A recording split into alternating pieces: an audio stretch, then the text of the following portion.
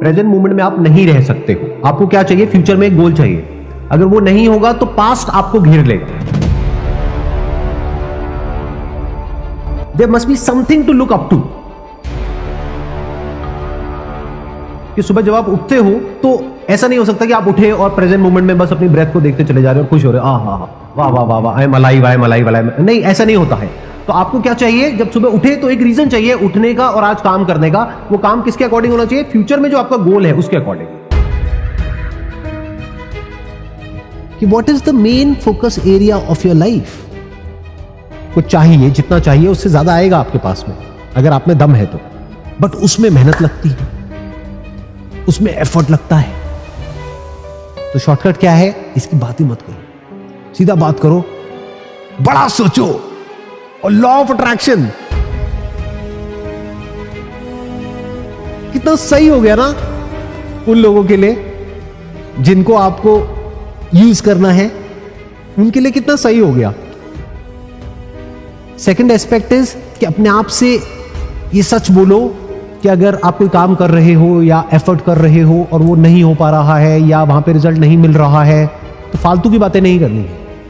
Simple अपने आप को ये बोलना है कि अभी मैं डिजर्विंग नहीं, I don't deserve it. The day I deserve it I will get it. जितना डिजर्व करूंगा उतना मिल जाएगा, अपने आप मिलेगा। हाँ, वो डिजर्विंग बनने के लिए कुछ सेक्रीफाइसेस देने पड़ सकते हैं। तो क्या वो सेक्रीफाइसेस में देने के लिए तैयार हूं या नहीं हूं? जहां पे तीसरी लेयर आ गई, एक्चुअल में समझना पड़ेगा कि उस रिजल्ट को अचीव करने के लिए क्या करना है, क्या सेक्रीफाइसेस देने हैं, कितना पेन सहना है, क्या उस पेन को सहने के लिए तैयार हो, या फिर थियोरेटिकली तो तैयार हो कि हाँ मैं सह लूंगी उस पेन को, लेकिन जब सहने की बारी आती है तब हम प्रोक्रेस्टिनेट कर देते हैं। आज नहीं सहूंगी, कल सहूंगी, और वो कल कभी आता ही नहीं है। यानी आज नहीं पढ़ूंगी 8 घंटे, कल पढ़ूंगी, और वो कल कभी आता ही नहीं है। वो कल आता है एग्जाम से 1 हफ्ता पहले। ऐसे तो नहीं होने वाला। तो सच बोलो अपने आप से कि जो भी आपका बड़ा गोल है जिसको आप अचीव करना चाहते हो उसको ब्रेक डाउन कर दो स्मॉलेस्ट पॉसिबल गोल में। जब तक वो गोल अचीव नहीं होता है तब तक आपको इम्पेशेंस चाहिए, ताकि आप फटाफट हसल करो, चेंजेस लाओ, अलग अलग चीजें ट्राई करो। कभी ये किया, कभी वो किया, कभी वो किया। You must be impatient. Hop करो फटाफट। ये नहीं हो रहा तो वो करके देखो, वो नहीं हो रहा तो वो करके देखो, इसको अलग तरीके से करके देखो, फिर ये देखो, फिर वो देखो। बुरा वक्त आए तो उसके लिए पूरी तरीके से तैयार हो जाओ, तो झटका नहीं लगेगा, इमोशंस में उथल पुथल नहीं होगी। आप चाहे जॉब में हो चाहे बिजनेस में हो, अगर आपके पास में अगले 1 साल की या 2 साल की सेविंग्स हैं तो इतना बड़ा झटका नहीं लगेगा जितना बड़ा तब लगेगा जब आपके सर पे कर्जा है, घर का लोन, गाड़ी का लोन, इसका लोन, उसका लोन, और जॉब भी चली गई। इसे बोलते हैं झटका। अब होएगा इमोशंस में उथल पुथल। ये क्या है? Lack of planning, lack of understanding of the future. But जहां थोड़ा सा भी कुछ हुआ, अब आपको पता है थोड़ा हो गया ना, अब कुछ बड़ा भी हो सकता है। अब तो अपना सब कुछ लगा देना है उसके अंदर। अब ऐसा है कि आपने कहीं कुआं खोदना शुरू किया और पानी निकलना शुरू हो गया है। अब बैकअप का क्या करोगे? अब तो कंफर्म्ड हो गया ना कि यहां पे पानी है। अब तो उसको खोदते रहना है ताकि और पानी निकले। बैकअप प्लान की जरूरत तब तक होती है जब तक कि आप हवा में हो। जब पैर जमीन पर है तो बैकअप प्लान की कोई जरूरत नहीं है। जैसे सर्कस में होता है कि अगर नीचे गिरे तो नेट है, तो नेट क्या है? बैकअप प्लान है। क्यों है? क्योंकि आप हवा में लटक रहे हो। तो जब तक हवा में हो बैकअप प्लान चाहिए, क्योंकि गिरे तो मर जाओगे। अब जब जमीन पे हो और गिर गए, उसके लिए क्या बैकअप प्लान है? पैदल चल रहे हो, उसके लिए क्या बैकअप प्लान है? आया पकड़ में? आपने एक बिजनेस किया, नहीं चला, छोड़ा।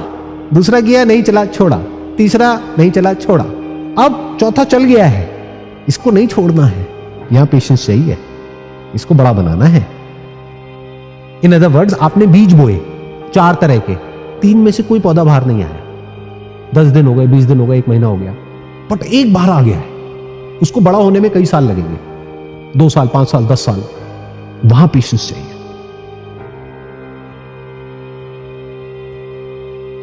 हिम्मत रखिए, ऐसे लोगों की कहानियां पढ़िए जो बिल्कुल उसी सिचुएशन में थे जिस सिचुएशन में अभी आप हैं। प्रॉब्लम है, कोई बात नहीं, वहां से ध्यान हटाइए। जो आपके अंदर अच्छा है, यूनिक है। जब भगवान कुछ हमसे लेता है तो कुछ देता भी है। वो कई बार दिखता नहीं है। जब भी दिखेगा तो उस पर फोकस करिए और लाइफ में आगे बढ़िए, आप बहुत आगे जाएंगे। तो अपने काम पे ध्यान दो, जो भी आप करने में ठीक ठाक हो वो करो, जो भी अंदर से आ रहा है वो करो, छोटे से छोटे लेवल पर। वो ज्यादा बड़ा मत सोचो कि मेरे को ये करना है, वो करना है, वो करना है। At a most fundamental level अगर आप देखेंगे तो वी आर ऑल मंकीज। अगर इस बात को हम एक्सेप्ट कर पा रहे हैं और गहराई से समझ पा रहे हैं तो हमारी खुद से बहुत ज्यादा एक्सपेक्टेशन नहीं होगी, उतनी ही होगी जितनी एक्चुअल में होनी चाहिए। अगर आपको यह लगने लग गया कि मेरा जो थॉट है दैट इज ऑल पावरफुल, कि मैंने अगर एक बार सोच लिया तो अब मेरा माइंड उस पर स्टिक हो जाएगा और अब दुनिया इधर की उधर हो जाए, मेरे माइंड में और कुछ आएगा ही नहीं, तो ऐसे इंसान को बेवकूफ कह सकते हैं, समझदार नहीं कह सकते। Because doubt is the sign of intelligence. It is a sign of intelligence कि जो हम कर रहे हैं उसमें हमको डाउट होता है। जैसे एक टेररिस्ट है, उसके माइंड में कभी डाउट नहीं होता कि मैं जो कर रहा हूँ सही है गलत है। तो जो भी आप कर रहे हो उसके प्लस माइनस है, ना करने के भी प्लस माइनस है। जैसे ही आप कुछ करोगे और आप अगर इंटेलिजेंट हो, यानी कि आप एक सिचुएशन की हर साइड को देख सकते हो, नैरो माइंडेड नहीं हो कि बस एक ही तरीके से चल रहे हो। जैसे घोड़ा होता है, उसके यहाँ पे वो लगा दिया, अब वो ना लेफ्ट देख रहा है ना राइट देख रहा है, सीधा सीधा चल रहा है, तो उसको कोई डाउट भी नहीं आ रहा, उसके माइंड में कोई कंफ्यूजन भी नहीं है, वो सीधा सीधा चलता रहेगा। तो self doubt is not a problem. हर चीज के बारे में ओपन रहना, that is sign of intelligence. कुछ लोग होते हैं जो बहुत ही ज्यादा रिजिड होते हैं अपनी लाइफ को लेकर के। ऐसे लोगों के साथ किसी को रहना अच्छा नहीं लगता है, जिसको बोलते हैं ना हिंदी में लकीर के फकीर।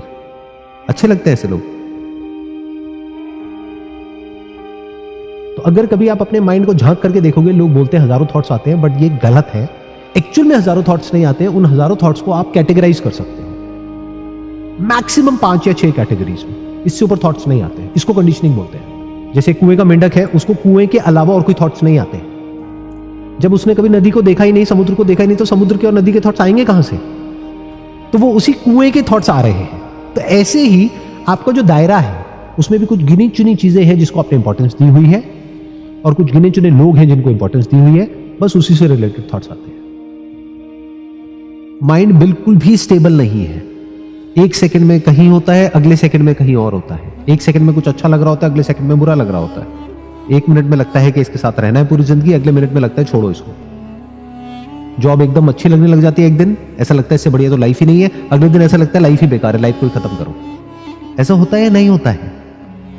तो I am saying it's not an option, it's a fact. Let's look at it as it is. ये मत समझो कि बॉडी अलग है माइंड अलग है। अरे बॉडी इज माइंड। ब्रेन में आपके कुछ पर्टिकुलर केमिकल्स रिलीज होने चाहिए। अगर वो रिलीज नहीं होते हैं प्रॉपर्ली तो आपको बुरा फील होने लग जाएगा, आपको सब कुछ ही बुरा लगने लग जाएगा। और आपको लग रहा है कि मुझे बुरा इसलिए लग रहा है क्योंकि ऐसे थॉट्स आ रहे हैं, और ऐसे थॉट्स आएंगे तो और बुरा लगेगा। तो वो एक साइकिल बनती है।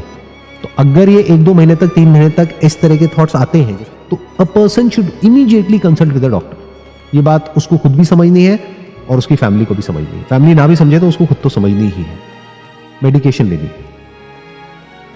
अब आपको लग रहा है नहीं नहीं ये साइकोलॉजिकल है, मैं माइंड से इसको कंट्रोल कर लूंगा। अरे वो माइंड से कंट्रोल करने वाली चीज नहीं है, वो फिजिकल है। उसके लिए दवाई की जरूरत है आपको, तब वो ठीक होगा।